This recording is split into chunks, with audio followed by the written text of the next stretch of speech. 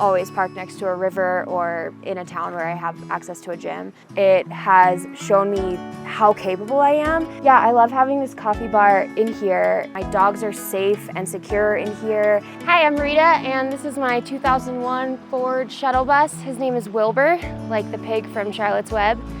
Let me show you around.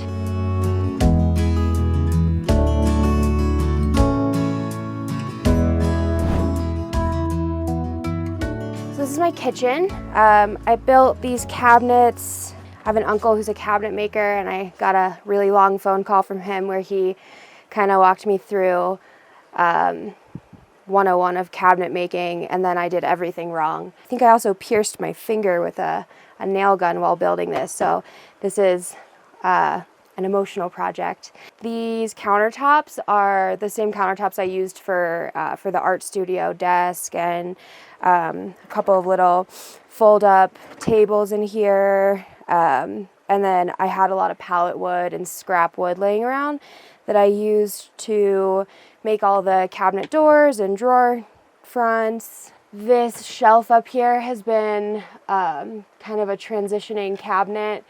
It started off as like an open-faced shelf, and when my grandmother was rebuilding her kitchen, I kind of took some scrap cabinets out and started to put faces on some things to hold things in so that they don't move as much, fall on the floor when I'm driving. I did start off with a real water pump and a real sink faucet, but I had so many plumbing issues when I first started, and I just didn't want to deal with plumbing issues at all, or water leaking under the sink and having to take everything out and try and fix it. I really didn't know what I was doing with plumbing, and this little iced tea container has actually served the kitchen pretty well. This is just an old bucket I found in, I think at my parents' farm or something, and just drilled a hole in the bottom of it, added some tubing to go to a tank underneath, and then scratch and dent sale at Home Depot for my fridge. You'd never know that the back of it has scratches all over it. I really like to cook a lot, so I like to have a lot of ingredients and a lot of different spices in the bus, and this has been a huge space saver, having everything on the wall where I can see it and access it at any time. And then I like having these jars down here, so I can kind of, a lot of them are screwed on with 2 screws so the top doesn't spin, and then I just have all the jars, and surprisingly they never fall, almost ever. And once I just run out of what's in the jar, I just replace it with the same item or refill the jar, which has been cool. I like using a lot of vertical storage in the bus, like hanging things or using things underneath of shelves or kind of like the hidden spaces. Unlike a lot of other people who live in vans, I am not a minimalist. I have way too many cooking supplies, ingredients, and art supplies, so I found that making kind of hidden storage everywhere has been really useful for me. So this is my art studio. It's changed so much. I'm really like a furniture rearranger, so the bus, especially this section, has been shifted every few months. Probably the key point is this trash chair I found in Salt Lake City last year. It's really improved my life a lot by making it so that Dragon sleeps in the chair and not in bed with me every day. This desk is part of the same slab of wood that I used for my kitchen counters, and I put it on folding hinges underneath, so it stays up. It supports 500 pounds if it needed to, but it also folds down if I really wanted to work on a huge project or have a little bit more space to work with. I put a bunch more storage underneath, kind of the same concept as the spice racks in the kitchen, to hold things that I access on a more regular basis but that I don't need like up here.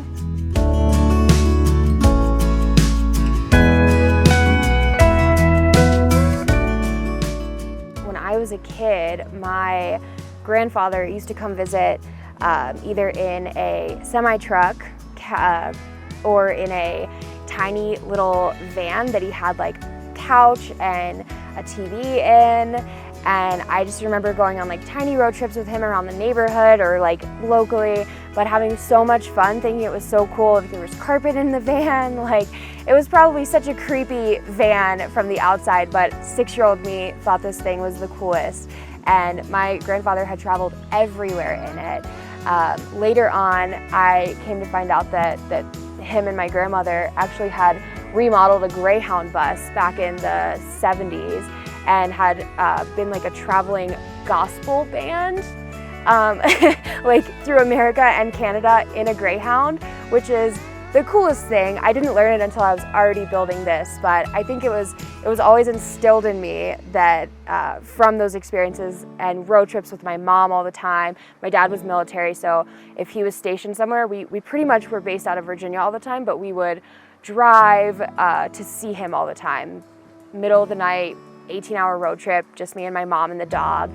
And it was like, I always had such fond memories of it, but we didn't really like travel for fun, for the sake of travel or experiencing nature a lot when I was a kid. And as I got older, I really wanted to start doing that.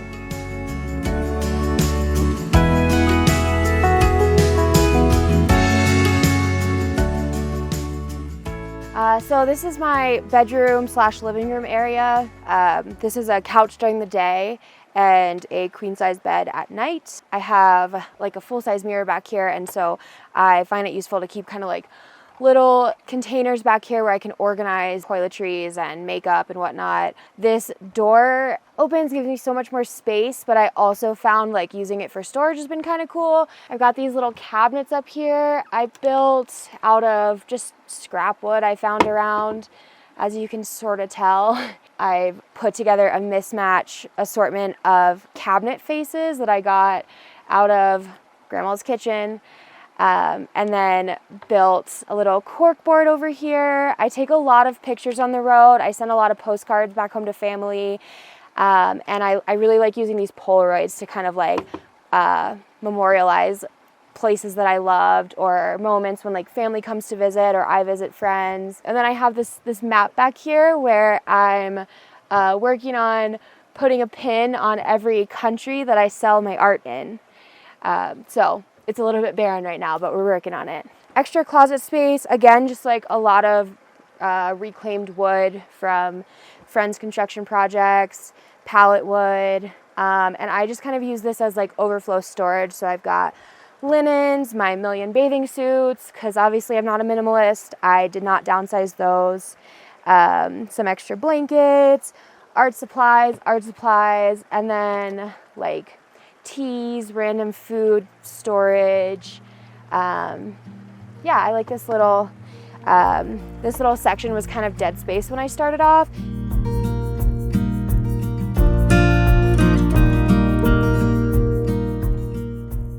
I think it's been really liberating to kind of leave behind the desire or necessity to kind of like follow in this like career and mortgage kind of pursuit, and knowing that that I've tried that and that's cool for some people, and ultra respect to anybody who's pursuing their dreams knowing that it's what they actually want out of life.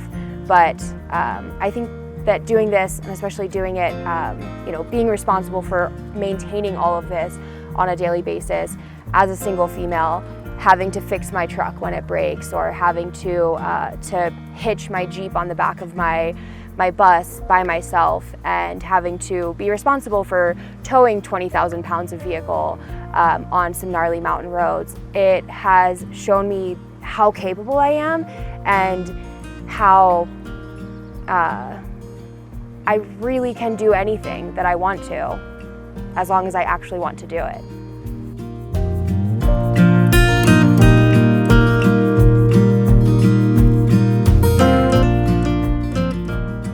Okay, so this is my closet / bathroom. I started off here as just a utility closet.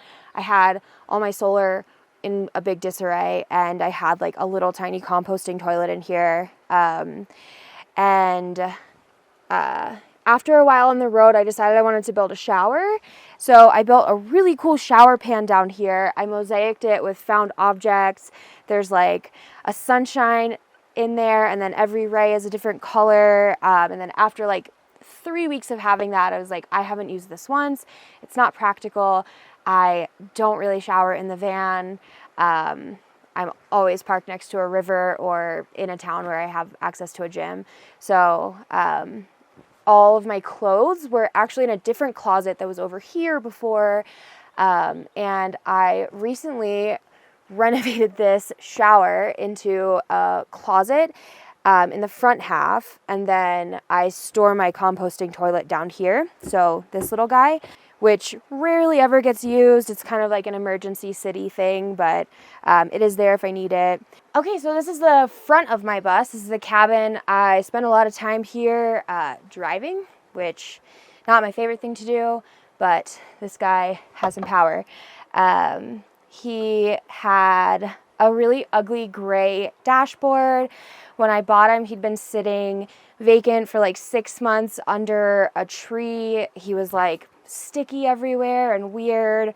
When I gutted him, I took a pressure washer to the inside everything, and somehow the dash, like, obviously I didn't do it to the dash, but the dash was just like sticky everywhere. So I literally like sanded some parts of the plastic rubber to try and clean it, used lots of terrible chemicals, and eventually I decided to paint him this really lovely color of vintage mauve.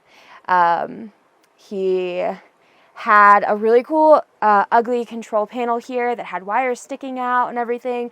So this is an extra piece of flooring that I had left over.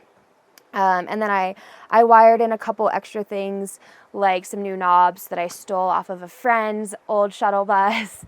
And then I have these auxiliary lights for the outside, so that when I back up or I'm driving at night, it's a little bit easier to see where I'm going and not hit any rocks or animals in the road. Tried really hard to get rid of books like everything else when I got on the road.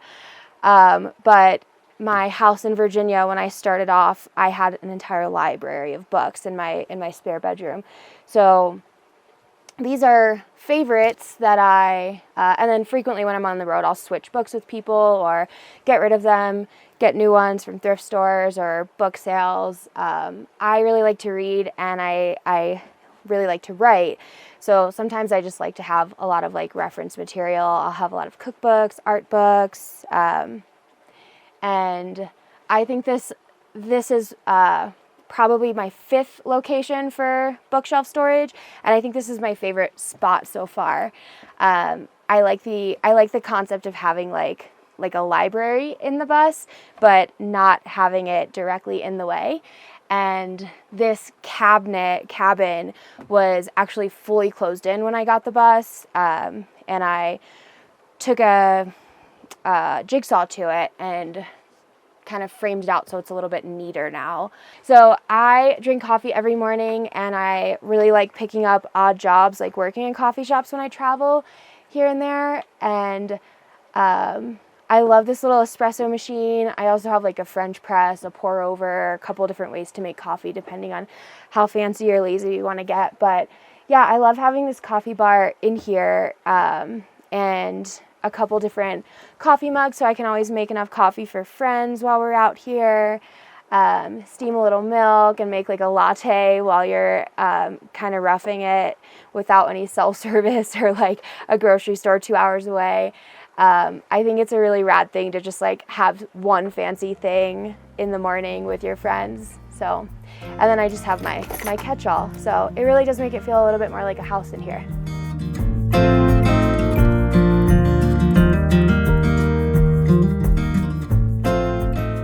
I see a lot of people who spend like a year, 2 years renovating a rig, putting $100,000 into it or $50,000 into it.